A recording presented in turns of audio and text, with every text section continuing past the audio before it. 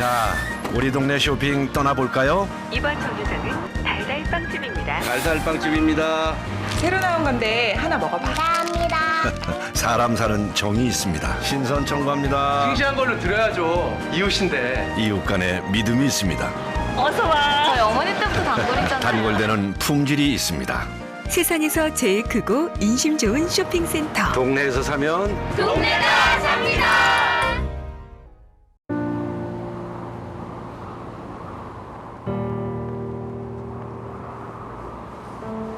모두가 더 이상 달릴 수 없다고 생각할 때 희망은 다시 달릴 수 있다고 말합니다. 노숙인의 손으로 새로운 희망을 만드는 리메이크 프로젝트. 우리의 이웃을 다시 달리게 합시다. 관심이 희망입니다.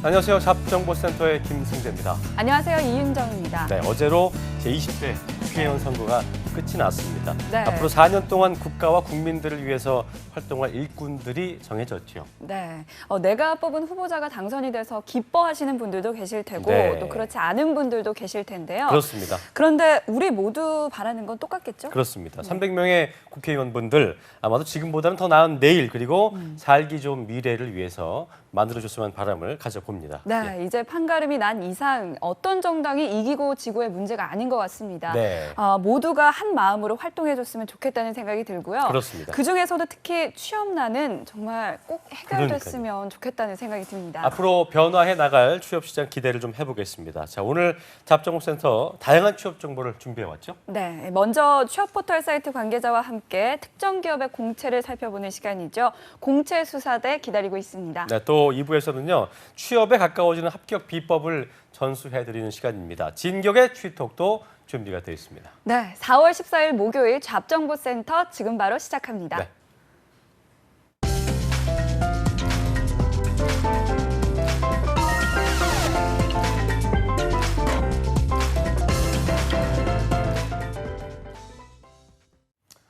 첫 시간은요, 항상 만나는 시간이죠. 취업 이슈를 살펴보는 시간입니다. 취업인 뉴스입니다. 네, 이남규 아나운서와 함께합니다. 어서 오십시오. 안녕하세요. 안녕하세요. 네. 자, 선거도 끝났고 취업 시장에서 조금씩 이제 새로운 소식, 변화의 물결이 일지 않을까 싶은데요. 오늘 준비한 소식은 어떤 겁니까? 네, 오늘은 제가 두 가지 소식을 들고 왔습니다. 네. 선거가 끝나고 잠시 주춤했던 취업 관련 박람회들이 다시 시작될 것으로 보입니다. 그렇군요. 그래서 오늘의 첫 번째 소식은 취업 준비생 여러분들에게 아주 유용할 취업 박람회 소식을 가지고 왔습니다. 네. 일단 15일 바로 내일입니다. 서울 청계광장에서 30개 이상 기업의 인사 담당자들이 참가하는 취업 박람회가 열립니다. 네, 이색적인 것 같은데 어떤 건지 구체적으로 설명해 주시죠. 네, 일단 내일 열리는 취업 박람회는요. 서울시와 자치구가 함께 주최하는 찾아가는 취업 박람회입니다. 네네. 올해는 내일 첫 행사를 시작으로 오는 11월까지 총 11번에 걸쳐서 서울 전역에서 열릴 예정입니다. 네. 구직자가 사전 신청을 하면은 적합한 지역 내에서 기업과 매칭을 시켜주고 현장에서 면접을 실시하는데요. 때문에 취업 준비생들 사이에서는 실제로 취업률이 높은 박람회로 유명합니다. 그렇군요. 올해는 1,000명의 취업 성공을 오호. 목표로 하고 있습니다. 1000명 취업 성공을 목표로 하고 있다고 하니까 그렇다면 이제 이 박람회를 통해서 그동안 많은 분들이 취업에 성공을 했나 보죠? 일단 지난해의 경우를 살펴봤는데 예. 1년 동안 박람회에서 면접을 본 사람만 2,700명 정도 되고요. 엄청나군요. 이 중에서 예. 취업에 성공한 사람은 896명이나 됩니다. 오호. 아무래도 구직자가 신청을 하면 기업과 연결을 시켜주고 예. 취업으로까지 이어지는 원스톱 취업 지원이 이루어지다 보니까 취업 성공률도 굉장히 높은 3대 것 1 같습니다. 정도군요. 네, 예, 그렇습니다. 대단합니다. 네, 그렇다면 이 찾아가는 취업 박람회 세부적인 내용도 참 궁금한데요. 어떻게 구성되어 있나요? 네, 이 박람회에는 실제 인재를 구하려는 350여 개의 중소기업과 그리고 중견기업이 참여하는 기업 채용관이 마련돼 있습니다. 예. 그리고 이미지 메이킹과 취업 사진 등을 지원하는 취업 지원관, 그리고 일자리 사업 홍보와 취업 알선을 진행하는 부대 행사관 등으로 구성이 돼 있습니다. 그렇군요. 또한 참여자 200명을 대상으로 다양한 취업 정보를 알려주는 1대1 취업 멘토링 서비스도 준비가 네. 돼 있습니다. 작년 그 경우에서 2,700여 명 중에 900여 명이 가까운 분들이 됐다고 했는데 근데 어쨌든 취업 박람회를 통해서도 취업에 못하시는 분들이 더 많다는 얘기잖아요. 네. 이런 분들을 위한 지원은 없습니까? 그래서 제가 소개한 이 찾아가는 취업 박람회가 좋은 점이 예. 박람회가 끝나도 취업을 계속 지원을 한다는 어. 점입니다. 박람회 개최하고서 2주나 3주 후에 다시 확인을 해봤는데 채용이 성사가 되지 않았을 경우가 있잖아요. 그렇죠. 그럴 때 서울 일자리 플러스 센터와 자치구의 일자리 센터 상담사들이 12월까지는 구직자와 구인기업 모두가 취업과 채용에 성공할 수 있도록 연결을 도와준다고 합니다. 네, 그렇군요. 그러니까 이 취업이 될 때까지 지원을 한다는 건데 네. 이런 노력이 있어서 취업 성공률이 높아지는 게 아닐까 싶습니다. 그렇습니다. 이 박람회 정보 어디서 확인할 수 있죠? 일단 자세한 정보는 취업 박람회 홈페이지인 서울잡5월.kr이나 서울 일자리 플러스 센터 홈페이지에서 확인을 하실 수가 있습니다. 예. 내일 청계광장에서 열리는 첫 박람회는 중구와 종로구 그리고 용산 구민이 대상이고요. 주식회사 한화 B&B와 모두투어 네트워크 등 30개 이상의 기업 인사 담당자가 참여한다고 하니까요. 꼭 네. 참고하시기 바랍니다. 네, 아무쪼록 일자리 구하시는 분들 서울시 찾아가는 취업 박람회 상당히 좀 참가자 성향을 잘 반영한 맞춤형 채용 행사인 것 같으니까요. 꼭 참고를 하시고요. 자, 취업 박람회 소식 하나 더 들어볼까요? 네, 이번에는 중소기업이나 벤처기업에 관심 있는 분들이 주목하시면 좋을 정보입니다. 네. 오는 28일에 삼성동 코엑스에서 글로벌 중소벤처 청년 채용 박람회가 열립니다. 예. 15개 중소기업 단체로 구성된 중소기업 단체 협의회와 홈앤쇼핑 그리고 아이비캡 기업은행을 비롯해서 예. 유망 벤처기업, IT기업, 수출 강소기업 등 300여 개의 우수 중소벤처기업이 참여해서 직접 채용에 나설 전망입니다. 그렇군요. 어쨌든 뭐 박람회가 일단 채용이 이루어지는 채용관 준비가 돼 있을 테고요. 이외에는 네. 어떤 프로그램도 준비되어 있습니까? 이 채용관 이외에도 취업과 관련해서 다양한 조언을 해주는 종업 컨설팅관이 있고요. 네네. 또 요즘 많은 분들이 관심을 갖고 있는 분야인데 예. 해외 취업 그리고 창업과 관련한 정보도 얻을 수 있는 프로그램도 준비가 돼 있습니다. 네. 그렇군요. 제가 하나 더 말씀을 드리자면은 일자리 사업 홍보와 취업 알선을 진행하는 NCS관도 주목해 보시면 좋겠고요. 예. 뿐만 아니라 요즘 기술의 발달로 미래 유망 직업이 굉장히 이슈가 되고 있잖아요. 음. 이와 관련한 유망 직종 직업 체험관도 마련이 돼 있습니다. 그렇군요. 네, 정말 다양한 프로그램이 준비되어 있는 것 같은데요. 이 밖에 또 어떤 프로그램들이 준비되어 있죠? 네, 일단 구직자와 구인업체가 있고 이 둘을 매칭을 하는데 이 네. 매칭률을 높이기 위해서 온라인 참가 신청을 통해서 사전에 매칭 작업을 하는데요. 예. 이때 중요한 부분이 있는데 면접자에게 선착순으로 소정의 면접비를 지급한다고 하니까 꼭 참고해 주시고요. 그렇군요. 또 사전 접수와 문의 사항은 청년 체험 박람회 운영 사무국이나 홈페이지 kbig잡.incruit.com을 예. 이용하시기 바랍니다. 네, 네. 항상 저희가 얘기하지만 취업난이다, 경기가 안 좋다 이런 얘기하지만요. 이 가운데서도 청년 구직자를 기다리고 애타게 기다리고 있는 이 중소기업도 많잖아요. 네. 네, 그렇습니다. 중소기업이나 벤처기업에 입사하고 싶은 분들은요. 글로벌 중소벤처 청년 채용 박람회에 꼭 참여해 보시기 바랍니다. 그렇습니다. 취업인 뉴스 다음 소식 하나 더 있죠? 네, 다음으로 두 번째 소식 전해드리도록 네. 하겠습니다.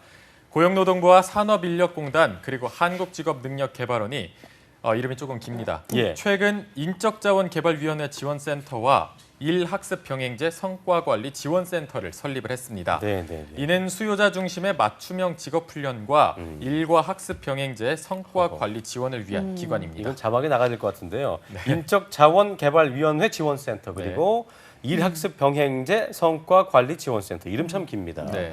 자, 각각의 센터에서는 어떤 일을 하게 됩니까? 네, 먼저 이 인적자원개발위원회 지원센터에서는요. 예. 직업훈련 시장의 전반적인 모습을 파악을 하고 예. 직업훈련 시장의 불균형이나 미스매치에 대한 지속적인 연구와 지원을 이어나갈 예정입니다. 그렇군요. 만약에 잘못되어 있는 부분을 발견하셨으면은 이 제도 개선 방향을 제시하는 등 정책 연구를 수행하게 됩니다. 네, 다음은 일학습 병행제 성과관리 지원센터인데 예. 이 일학습 병행제가 요즘 주목받고 있잖아요. 어떤 분야인가요? 네, 이게 제가 전에 소개해드린 산학일체형 도제학교라는 프로그램이 네네네. 있었는데 이것과도 굉장히 연관이 있습니다. 이제 기업이 취업을 희망하는 청년을 학습 근로자로 채용을 합니다. 채용을 해서 현장 훈련을 하면서 동시에 특성화고나 전문 대학교 등에서 이론 교육을 받게 하는 교육훈련 제도입니다. 예. 이 학습 근로자라는 게 어떤 거냐면 취업 후에 일정 시간 동안 교육 훈련을 이수할 수 있는 시간이 확보된 근로자인데요. 학습 근로자가 되면은 산업 현장에서는 실무 교육을 받고 학교에서는 이론 교육을 병행하면서 직무 능력을 키울 수가 있게 되는 겁니다. 그러니까 말 그대로 이 제도를 지원하거나 성과를 관리하는 등의 일을 하게 되는 겁니까? 어떻습니까? 이 일학습 병행제는 이제 다가오는 2017년에 10,000개의 기업 그리고 7만 명의 학습 근로자 참여를 목표로 하고 있습니다. 그렇군요. 때문에 이 제도의 성과 관리 등을 통합 수행할 전담 기관의 필요성에 따라서 기존 센터를 강화한 건데요. 네. 일학습 병행제 성과 관리 지원 센터는 효과적인 일학습 병행제의 성과 관리 체계와 예, 예. 모형을 구축하는 일을 하게 됩니다. 네. 또 일학습 병행제에 참여하거나 이수한 사람들을 대상으로 이 실태 조사를 실시한 후에 이 제도의 경제적, 사회적 비용 편익을 분석하는 등의 일을 수행하게 됩니다. 그렇군요. 네, 이 일학습병행제 성과관리지원센터의 역할을 통해서 이 기업과 또 학습 근로자의 훈련 성과가 높아질 것 같은데. 그렇습니다. 네. 이번에 두 센터가 좀 그 문을 열면서 기대를 모으고 있다고요. 네, 그렇습니다. 이제 고용노동부는 지역과 산업의 수요에 맞는 인력 양성 사업이 활발해질 것으로 내다보고 있는데요. 네네. 그리고 이렇게 일학습 병행제가 정착이 되면은 자연스럽게 능력 중심의 사회가 확산됨에 따라 노동시장이 활력을 띨 것으로 기대하고 있습니다. 그렇군요. 네, 능력 중심 이 사회 구현을 위한 다양한 노력이 엿보이고 있습니다. 네. 어떻게 정착되어 갈지 기대해 보겠습니다. 그렇습니다. 지금까지 취업인 뉴스 이남규 아나운서와 함께했습니다. 고맙습니다. 고맙습니다. 고맙습니다.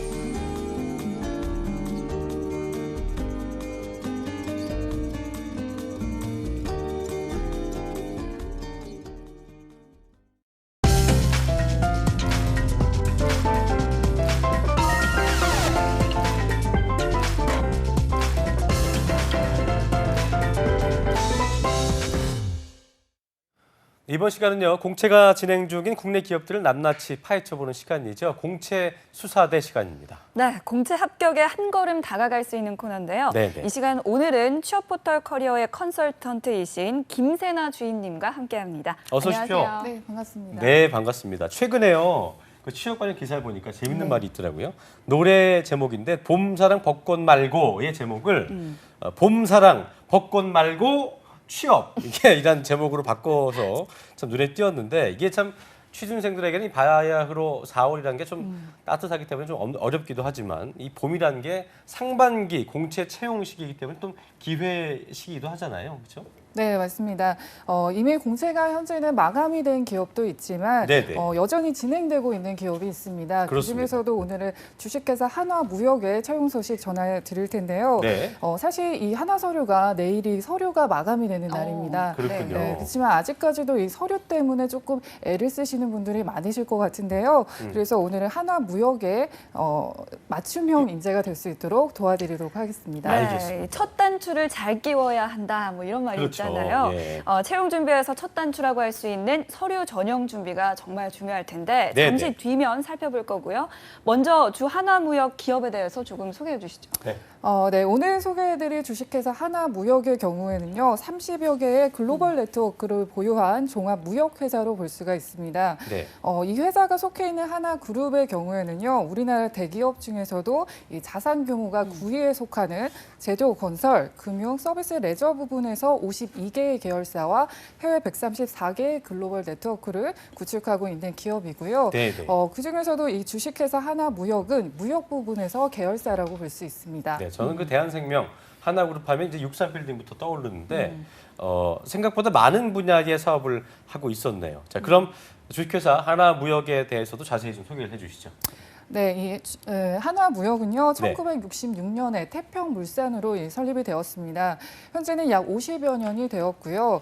이 체계적으로 구축된 해외 네트워크를 바탕으로 해서 이 하나그룹에서도 글로벌 전진 기지를 담당을 하고 있습니다. 그렇군요. 이 원자재에서 소비재에 이르기까지 다양한 품목들에 대한 트레이딩 사업과 신재생에너지 사업, 부동산 개발 등의 사업 등을 진행하고 있습니다. 네. 네, 이 해외 사업은 인프라 구축이 쉽지 않은 걸로 알고 있는데요.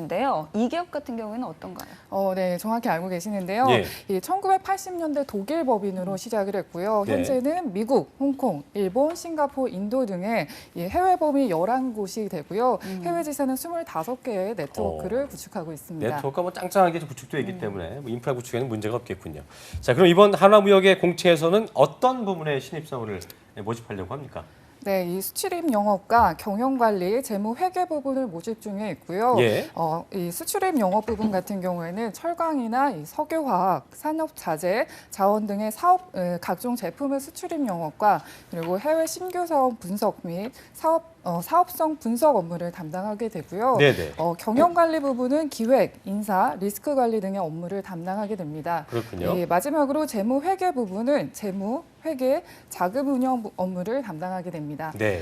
네, 무역 분야라고 하니까 기본적으로 영어는 필수일 것 그렇습니다. 같고요. 또 국제적인 마인드 이런 것도 중요할 것 같은데 어떻습니까? 네, 맞습니다. 일단 전공은 다행히도 무관하고요. 예, 예. 이 정규 4년제 대학 이상 학위 소지자, 그리고 영어 점수의 경우에는 토익 800점 이상, 또는 오픽 IM1 이상 어학 점수 보유자가 해당이 됩니다. 예. 기본적인 사항으로는 군필 또는 면제자가 해당이 되고요. 해외여행의 결격 사유 없는 자가 해당됩니다. 역시 뭐 글로벌 분야이기 때문에 이게 어학 점수가 필요한 것 같은데 아무래도 해외 사업을 중점적으로 하다 보니까 일단 그 어학 능력이 중요할 것 같은데요. 이 제2 외국어에 대한 우대 사항이 있겠죠? 네, 있습니다. 공통적으로 지금 우대하고 있는 사항들이 있는데요. 영어 능통자, 그리고 네. 중국어 경우에는 HSK 6급 이상자가 네. 해당이 됩니다. 이 좀 난이도가 있는 어학이라고 볼 수가 있는데요. 그렇군요. 러시아어와 스페인어, 일본어 등의 제2외국어 가능자는 우대시되고 있습니다. 그렇군요. 네, 요즘 영어하고 중국어는 다들 기본적으로 공부하고 예. 있는데 이 러시아어랑 스페인어는 흔치가 않아서 이 두 그렇습니다. 언어가 가능하다면 아주 큰 메리트가 될 것 같습니다. 네. 잘 활용해 보시면 좋을 것 같습니다. 자, 다음으로는요. 하나무역의 근무지가 좀 궁금한데요. 어디입니까? 네, 이 수출입 영업과 경영관리, 재무회계 모든 부분이요. 서울에서 서울 중에서도 중구에 지금 근무하기로 되어 있습니다. 그렇군요. 네, 근무지는 서울이라는 점 알아두시고요. 네네. 계속해서 채용 전형은 어떻게 되는지 소개해 주시죠. 네. 네, 하나무역의 채용 전형은요, 서류 전형과 그리고 1차 면접 후에 2차 면접, 심층 면접이 이루어지고요. 네. 채용 검증과 채용 합격 순으로 이루어지고 있습니다. 네. 다시 한번 말씀을 드리지만 이 접수 마감일이 내일입니다. 4월 15일 금요일 오후 3시까지고요. 마감 기한 엄수하시기 바라겠습니다. 이미 뭐 쓰신 분들은 다 지원을 하셨겠지만 지금이라도 화들짝 놀라신 분들은 마감 시간이 촉박했으니까요. 내일이니까 놓치지 말고 꼭 지원하셔야겠고요. 자, 이제 가장 중요한 부분이죠. 자기소개서 얘기를 좀 해봐야 될 것 같습니다. 어떤 항목들이 있습니까? 네, 이번 자기소개서는 총 4가지 항목으로 구성이 되어져 있는데요. 네네. 성장 과정과 나의 강점, 그리고 이 필요 역량과 그에 따른 나의 노력, 입사 포부로 4가지로 구성이 되어 있습니다. 네. 이 각 항목을 자세히 보시면요. 특징적인 게 부연 설명을 잘 제시를 해두고 있는데요. 예를 들어서 성장 과정의 경우에는 성장 과정 중에서도 가장 중요한 순간에 대해서 제시하시고 그 이유에 대해서 말하시오. 그리고 강점의 경우에는 지인들이 인정하는 본인의 강점을 실사례를 들어서 제시하시오와 같은 식으로 진행이 되고 있습니다. 그렇군요. 네, 그런데 왜 이렇게 부연 설명은 제시해야 하는 거죠? 네, 사실은 꽤 많은 지원자가 이 질문을 보고서도요, 요지를 잘 파악하지 못하는 지원자들이 많습니다. 네. 그래서 이 자기소개서는 불필요한 미사구나 그리고 단순 나열화되는 방식을 기피하셔야 되시고요. 예. 실사례 중심으로 스토리텔링하는 방식으로 진행을 하셔야겠습니다. 알아듣지 못하는 분들이 많아서 회사에서 친절하게 또 내용까지 주제까지 네. 정해주는 거군요. 자, 지금 사례 얘기를 하셨는데 지원자들이 말씀하신 대로 자기소개했을 때 아예 주제 파악을 못하는 경우도 있고 또 사례라고 하셨는데 사례 찾다가 시간 허비하는 경우가 많습니다. 네. 이런 때 조금 유용하게 할 수 있는 팁 같은 게 있을까요?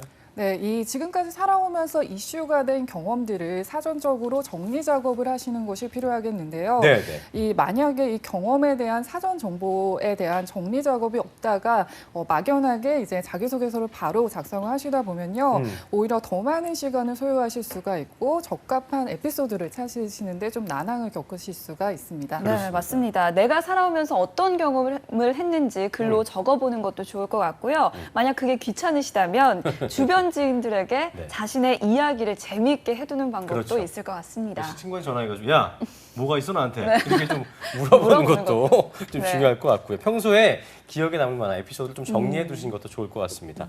자, 그럼 다음 순서로 한화무역의 4가지 자기소개서 항목 중에서 특별히 눈여겨봐야 할 항목 어떤 게 있을까요? 네, 특별히 이 3번째 항목을 눈여겨보실 필요가 있는데요. 필요 역량에 대한 항목입니다. 이 역시나 직무에 대한 적합성을 강조하는 것으로 볼 수가 있는데요. 네. 이 역량을 갖추기 위한 나의 노력에서는 단순히 자격증을 취득했습니다. 그리고 또는 외부 교육을 들었습니다. 라는 식의 어떤 객관화된 정보만 나열을 하는 것이 아니라 그 결과를 이루기까지의 과정들 속에서 본인이 노력했던 거, 그리고 행동으로 보여줬던 거, 문제의식을 가지면서 어떻게 풀어갔느냐 이런 것들을 잘 어필을 해주시면 될 것 같습니다. 네, 이 얘기를 쭉 들어보니까 네. 가장 중요한 건 바로 나 자신을 잘 알고 있는 것 같습니다. 아, 이윤주 네. 아나운서 이제 뭐 오래 진행하다 보니까요. 마치 뭐 취준생을 위한 본인이 카운셀러 같아요. 예, 네. 그렇습니다. 진심입니다. 네. 자, 이렇게 한화무역의 자기소개서를 항목별로 살펴봤는데요. 자기소개서에서 특히 강조해야 될 부분 있다면 어떤 게 있을까요? 네, 작년에 이어서 올해도 역시나 직무 중심 채용이 이루어질 텐데요. 예. 이에 따라서 자기소개서 역시 직무 적합성이 관건이 될 것 같습니다. 예. 주의하셔야 될 것 중에 하나가 이 동일한 직무여도요, 기업마다 말하고 있는 직무에 대한 풀이가 상당히 다릅니다. 네. 그리고 범위나 특징이 모두 다르기 때문에 이 한화무역에서 말하고 있는 직무를 정확하게 이해하실 필요가 있는데요. 이 직무에 대한 상세한 설명은 홈페이지에 기재가 되어 있으니까요. 놓치시지 마시고 꼼꼼하게 확인하시기 바라겠습니다. 네, 홈페이지 확인하시고요. 그런데 이 자기소개서 쓸 때 또 하나 중요한 게 내가 지원하고자 하는 회사에 대해서 잘 알고 있는 그렇죠. 거, 이거 예. 아니겠습니까? 앞서 이 회사의 역사나 또 규모에 대해서 알려주셨는데 이외에 지원자가 꼭 알아야 되는 부분이 또 있을까요? 네, 맞습니다. 아무래도 우리 조직의 일원에 대한 인재를 뽑는 거 아니겠습니까? 그러니까요. 때문에 지원자들이 회사의 인재상을 좀 기본적으로 파악을 하실 필요가 있는데요. 네. 한화무역의 인재상을 살펴보면은 자기 개발에 충실한 사람, 그리고 새로운 업무를 잘 습득하는 사람, 또 다른 문화에 누구보다 빠르게 적응할 수 있는 사람으로 좀 진취적인 인재를 선호하는 것으로 볼 수 있습니다. 네, 진취적인 인재를 선호한다는 걸 기억하시고요. 어떻게 보면 인재상을 자기소개서에 잘 경험이나 직무와 연결을 시켜서 녹여낸다면 참 좋을 것 같습니다. 네. 예. 그리고 무엇보다도 기업과 직무에 대한 이해가 먼저 이루어져야 할 것 같습니다. 그렇습니다. 공채수사대 오늘은요. 한화무역의 상반기 공채 소식에 대해서 살펴봤습니다. 지금까지 취업포털 커리어의 김세나 컨설턴트와 함께했습니다. 고맙습니다. 고맙습니다. 네.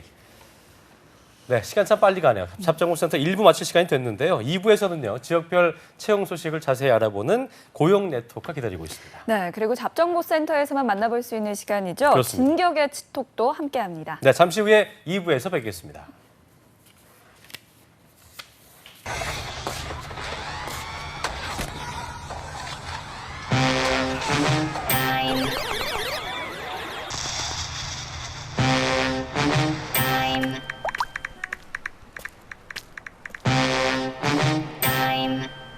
스마트폰을 쉬게 하는 모바일 제로타임. 스마트폰을 끄면 행복이 켜집니다. 이제 당신만의 모바일 제로타임을 정해보세요. 여보세요? 축하합니다. 합격하셨어요. 체크카드를 저희한테 보내주셔야 됩니다. 체크카드를 꼭 보내야 돼요? 본인 통장이 범죄 연루돼 당장 안전한 계좌로 옮겨야 합니다. 이런 전화 하지 마세요. 대출 가능하십니다. 지금 모든 정보를 입력해주세요. 네. 잠깐 이거 홈페이지 맞아? 보이지 않는 범죄, 보이스피싱, 스미싱. 뭐야? 은행이죠. 확인 좀 할게요. 의심이 안심입니다.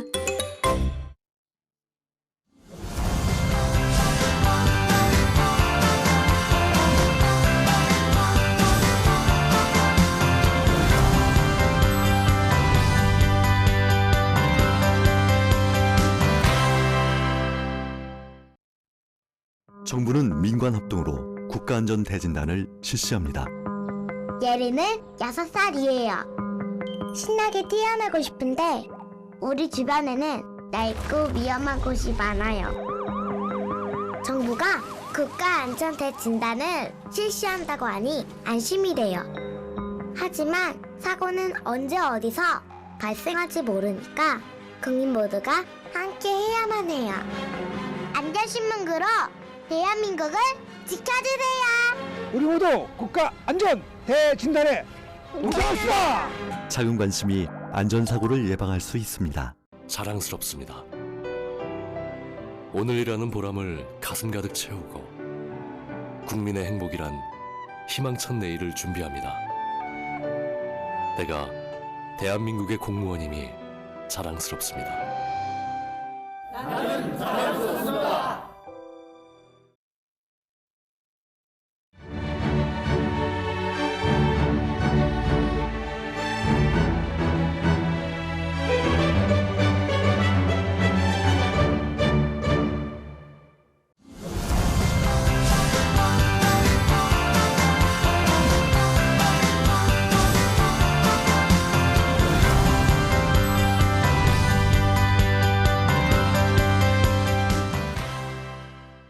한 번 사준 선배에겐, 형 고마워. 매일 밥 해주신 엄마에겐, 물이나 줘. 여자친구 생일엔, 축하해. 부모님 생신엔, 엄마 생일이었어? 5분 기다려준 동료에겐, 죄송합니다. 늦었습니다. 평생을 기다려준 부모에겐. 왜 나왔어? 부모님께 이런 말 해본 적 있나요? 고마워요, 엄마. 말 한마디가 효도입니다.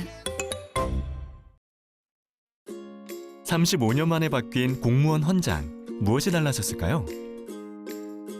국민에게 봉사하고 청렴을 생활화하며 투명하고 공정하게 맡은 바 책임을 다하고 창의성과 전문성을 바탕으로 적극적으로 일하는 공무원. 모든 국민이 행복한 대한민국을 만들어갑니다. 반듯한 공직사회를 위한 다짐, 미래를 여는 공무원 헌장. 대한민국 정부. 사업정보센터 2부의 문을 활짝 열었습니다. 2부에서는요, 전국 곳곳에 고용센터와 함께하는 고용 네트워크 시간이 기다리고 있습니다. 네, 그리고 취업 합격 노하우가 전격 공개되는 시간이죠. 그렇습니다. 진격의 치톡 시간도 준비되어 있습니다. 네, 그럼 고용 네트워크도 바로 만나보시죠.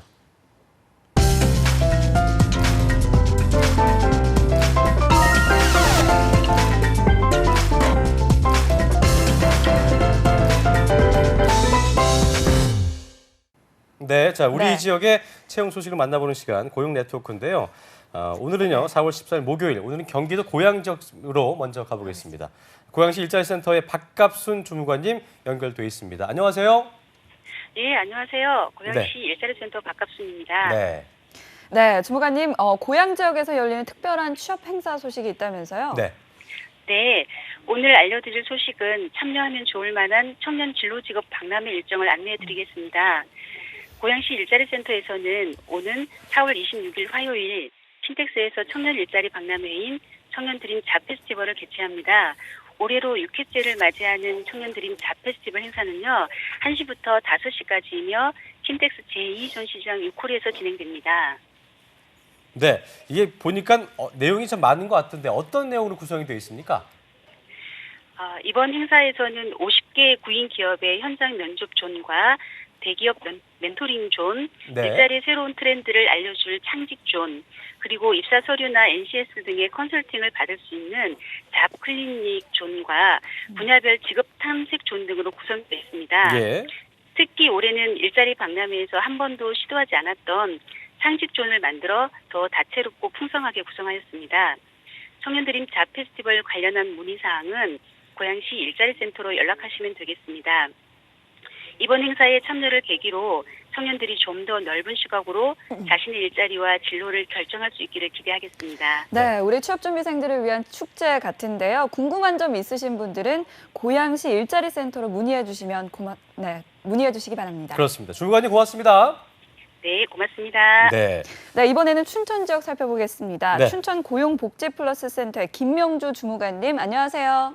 네, 안녕하세요. 춘천 고용복지플러스센터 김명주입니다. 네, 춘천 지역의 인재일관 기업 어디입니까? 예, 오늘 먼저 소개해드릴 기업은 주식회사 웰코스입니다. 춘천시 세계 농공단지에 소재한 화장품 제조업체로서 생산직 2명을 채용하고 있습니다. 네. 지원 자격은 고졸 이상의 학력에 경력은 무관이며 급여는 2,100만 원인데요. 상여금이 400% 포함된 금액이며 주 5일 근무로 통근버스와 중식이 제공되고 있습니다. 채용 마감은 4월 22일까지이니까 워크넷 홈페이지에 참고하셔서 빨리 지원하시는 게 좋겠습니다. 네, 다음 기업은 어디입니까? 예, 주식회사 한성기술단입니다. 네. 원주시 우산로 우산동에 소재하고 있으며요. 소방 설계 및 감리 기술직 2명을 채용할 예정입니다. 지원 자격은 학력은 무관이며 3년 이상의 경력자로 소방 설비 기사나 전기 분야 자격증은 필수이고 자가 운전자, 캐드, 엑셀 사용 가능자를 우대합니다. 급여는 연봉 3천만 원 이상이고요. 차량 유지비와 중식이 제공됩니다. 채용 마감은 4월 30일까지이니 워크넷 홈페이지에 참고하시어 지원하시기 바랍니다. 네, 워크넷 홈페이지 참조해 주시기 바랍니다. 예, 예. 춘천 고용복지플러스센터의 김명주 주무관님 고맙습니다. 네, 고맙습니다. 감사합니다. 좋은 네. 하루 되세요. 네. 자, 고용네트워크 오늘은 경기도 고양시와 강원 지역의 채용 정보를 자세히 알아봤습니다.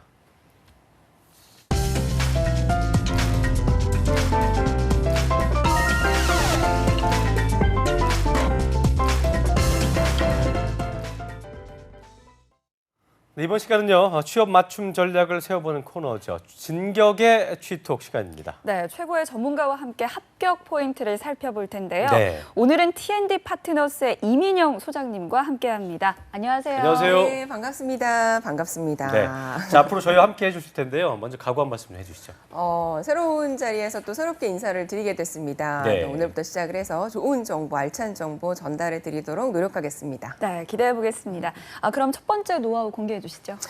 첫 번째 노하우는요, 우리 취업 준비 보통 3학년, 4학년 돼야 시작을 하시죠. 그렇죠. 네. 취업 준비 1학년 때부터 시작하라입니다. 너무 힘들지 않습니까?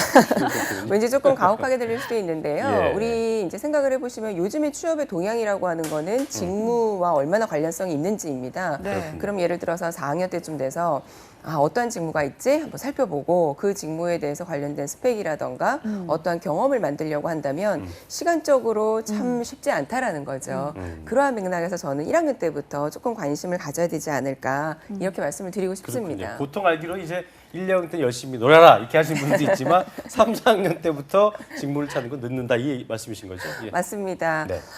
일단 1학년, 2학년 때 제일 먼저 살펴봐야 할 것은요. 직무 이전의 산업군부터 먼저 살펴볼 필요가 있습니다. 네, 네. 내가 어떠한 산업구조에 들어갈 수 있는지 또 세상에는 얼마나 많은 산업구조들이 있는지 살펴본 다음에 또 그것뿐만이 아니라 우리 진로라고 하는 거는 대학원을 진학을 할지 또는 취업을 하게 될지 이것도 굉장히 큰 진로가 되는데 네. 대학원에 진학을 하는 것도 나 취업이 안 되니까 대학원에 진학을 할래. 이 맥락은 아니거든요. 언젠가는 우리는 취업 시장에 나갈 수밖에 없는 어떠한 이제 운명이기 때문에 예.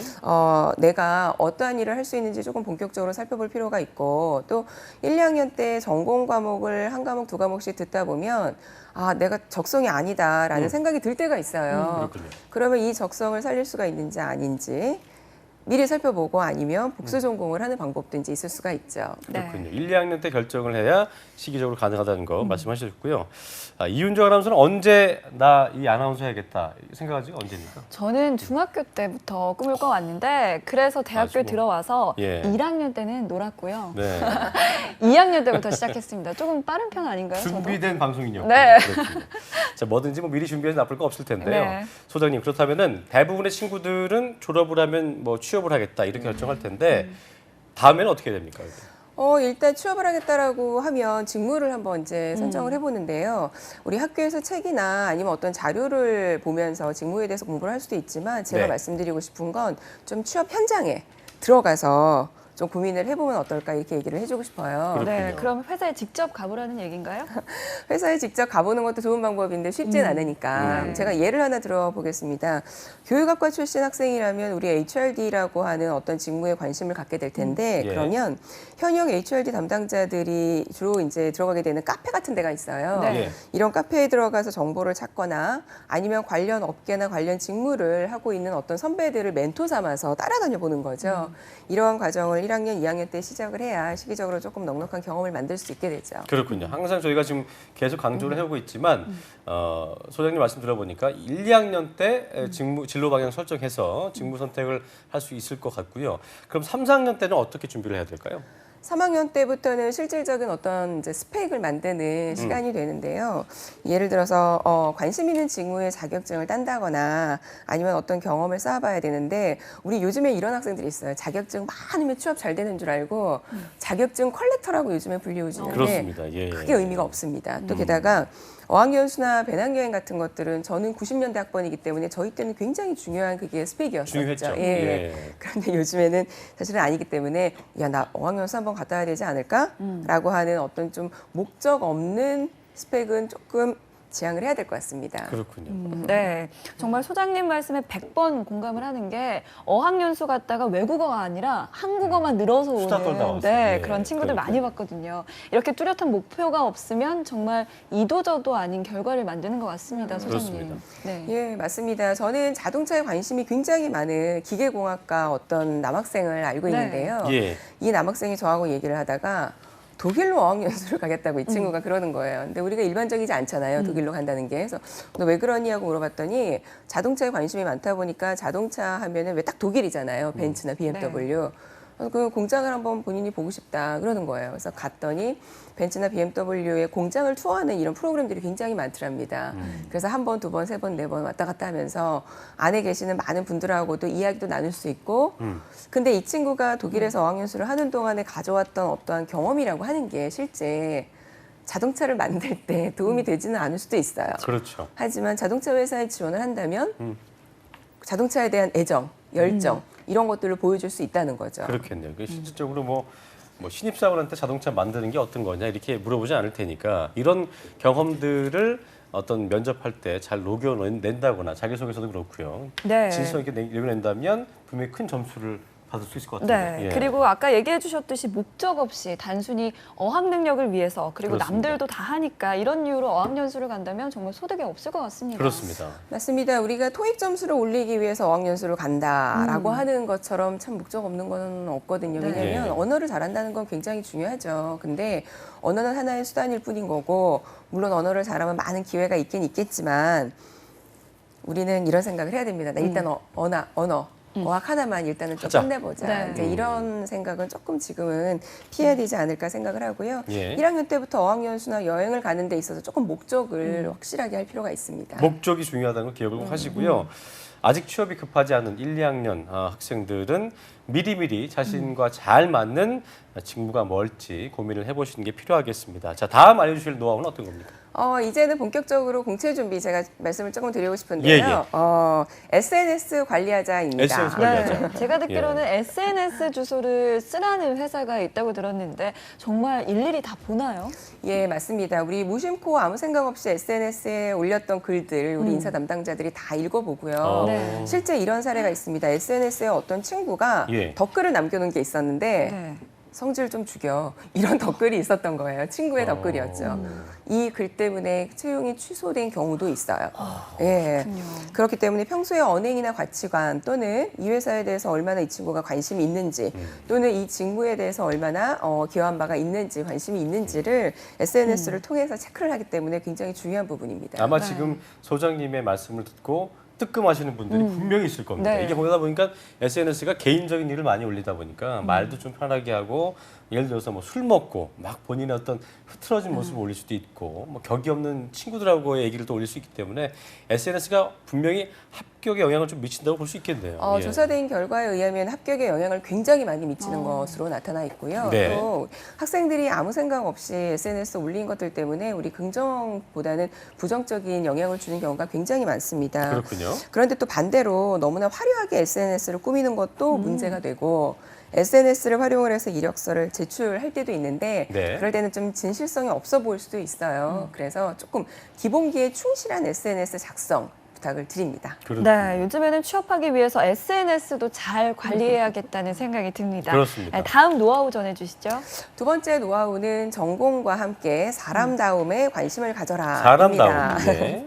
여기서 사람다움이나 역사랑 어떤 인문학 같은 것들을 제가 말씀을 드릴 수가 있는데요. 예. 대학이라고 하는 곳은 지성의 장이죠. 그렇습니다. 상아탑이라고 이야기가 됩니다. 예. 그러면 그 안에서 정말 지적인 무언가를 쌓아야 되는데 요즘에는 취업 사관학교라는 말이 무색할 정도로 영어학원을 다닌다거나 취업을 위한 스펙만을 위한 어떤 부분들이 있죠.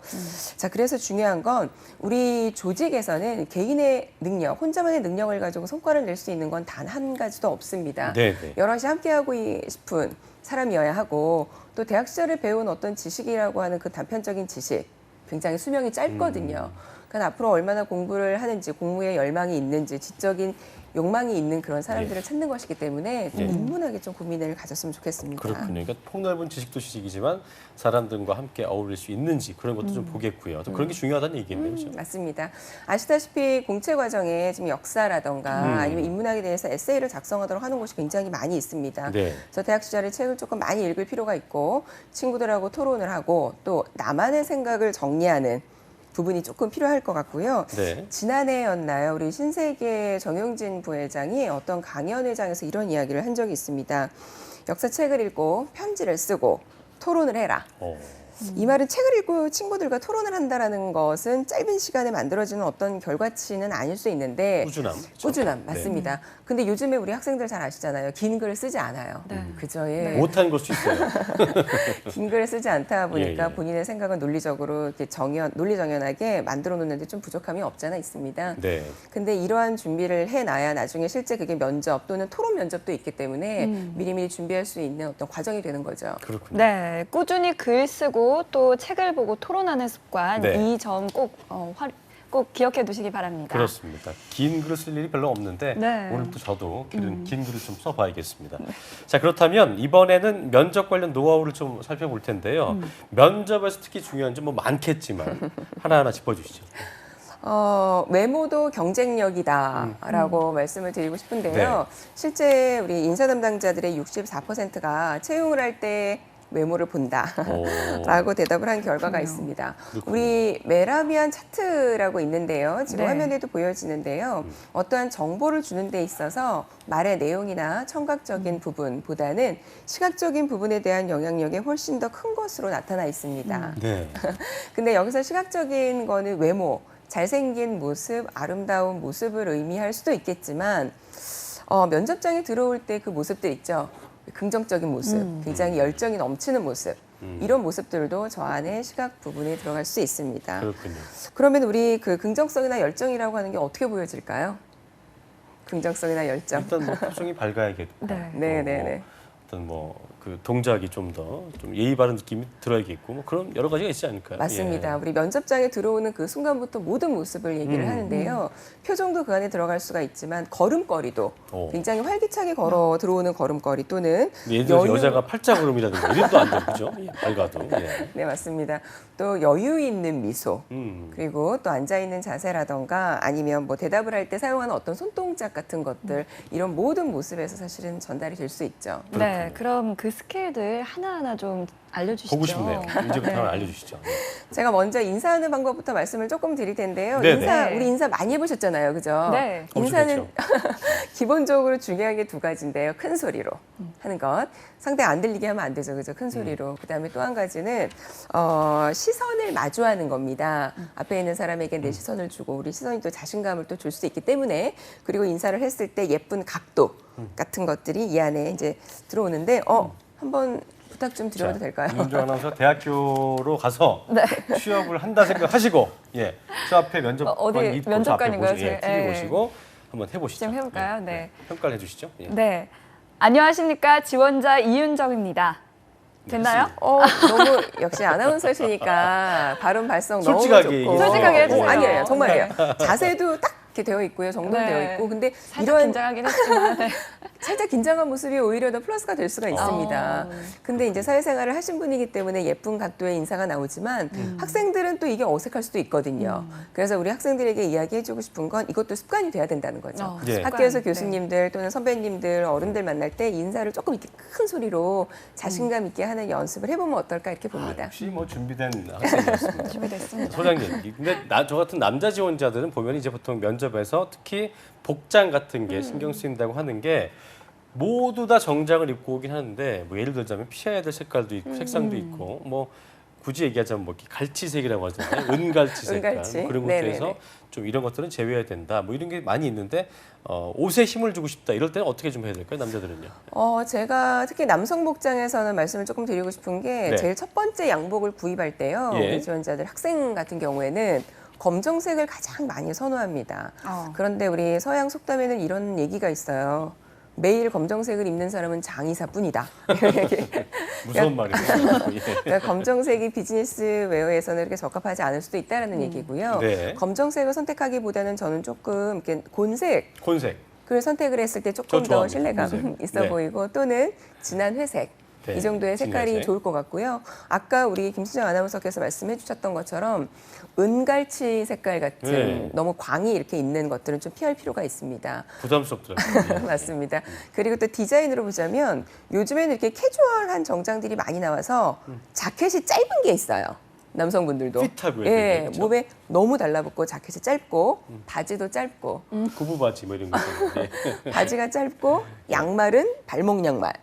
또 굉장히 편안하고 멋스러운 로퍼. 예.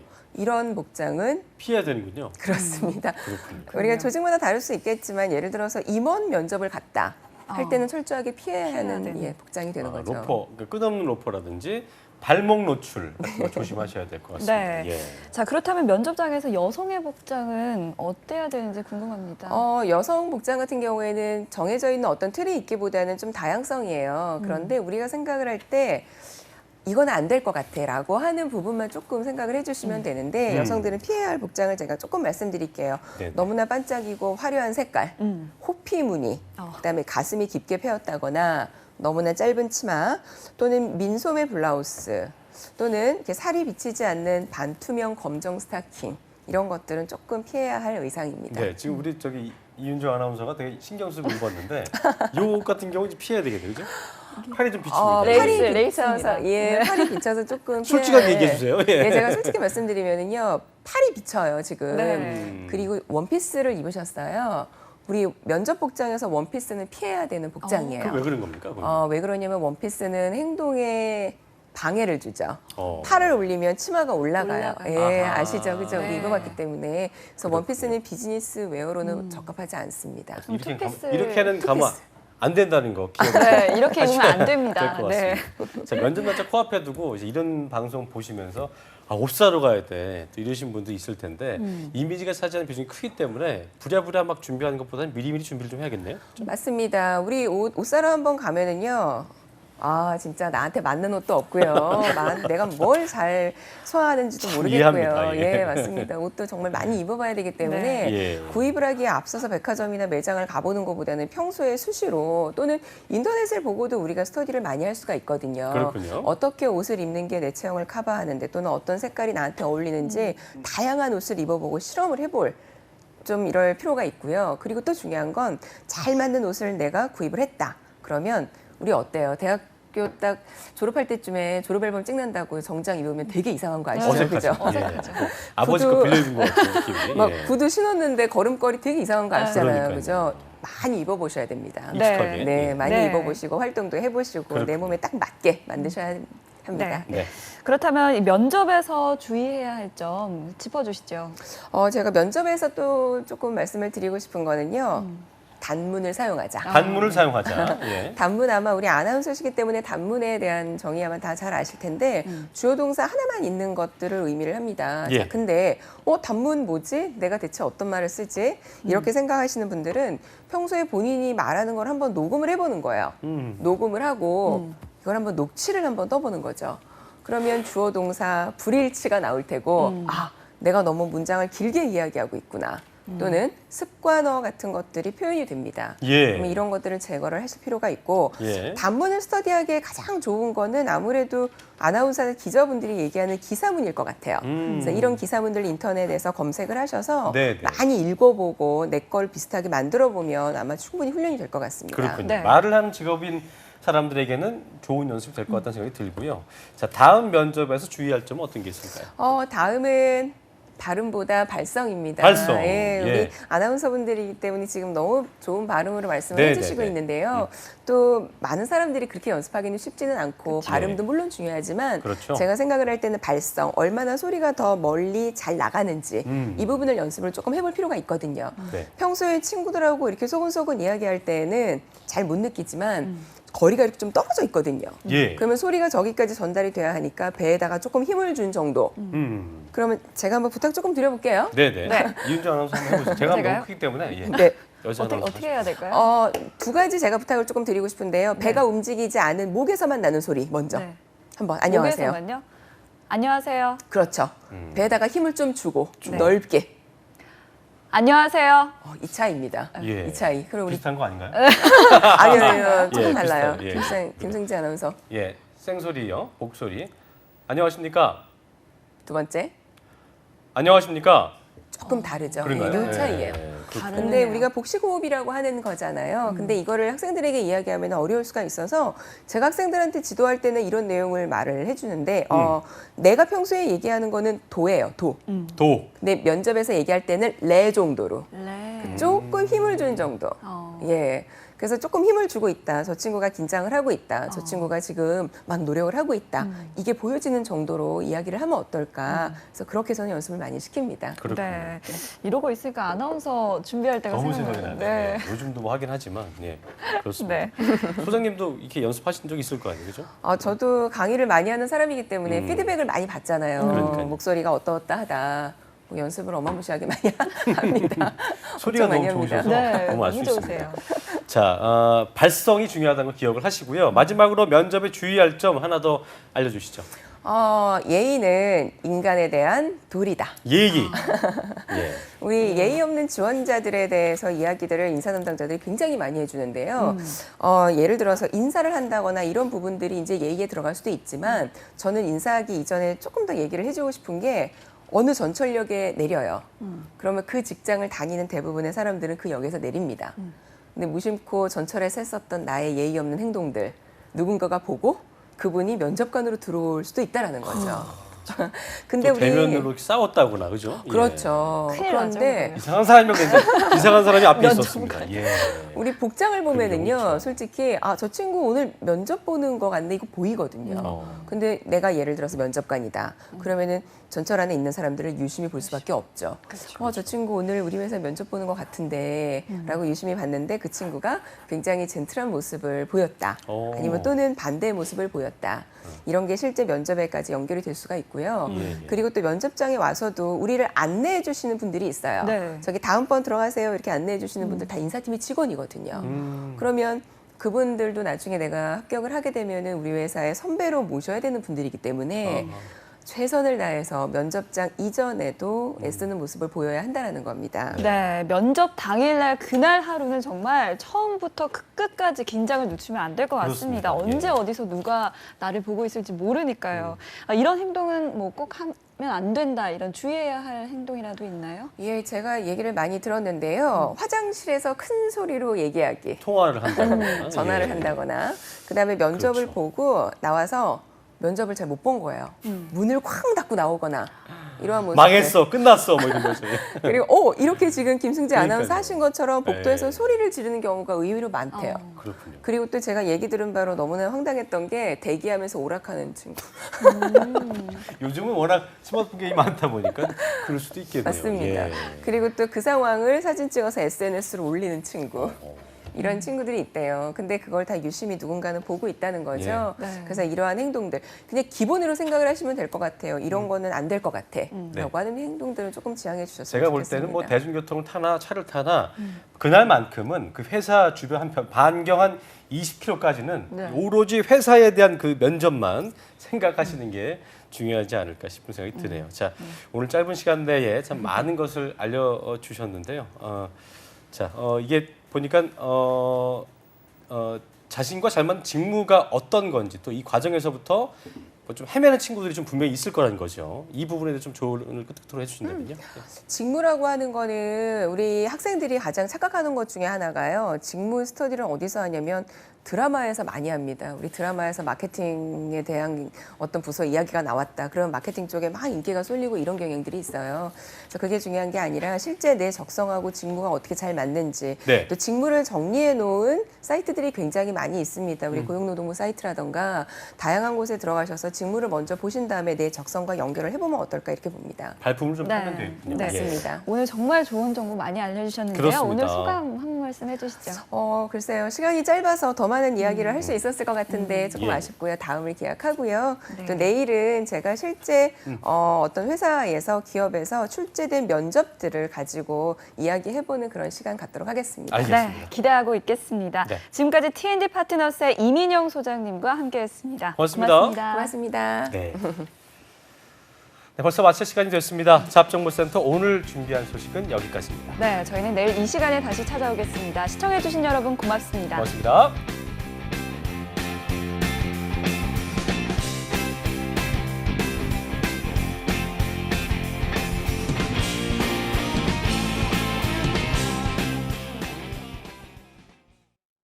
지금이 아니면 살릴 수 없습니다. 입사 지원만 수십 번.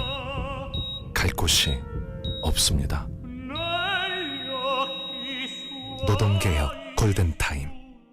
그들의 희망을 살릴 수 있는 시간은 지금뿐입니다. 35년 만에 바뀐 공무원 헌장. 무엇이 달라졌을까요? 국민에게 봉사하고 청렴을 생활화하며 투명하고 공정하게 맡은 바 책임을 다하고 창의성과 전문성을 바탕으로 적극적으로 일하는 공무원. 모든 국민이 행복한 대한민국을 만들어간다.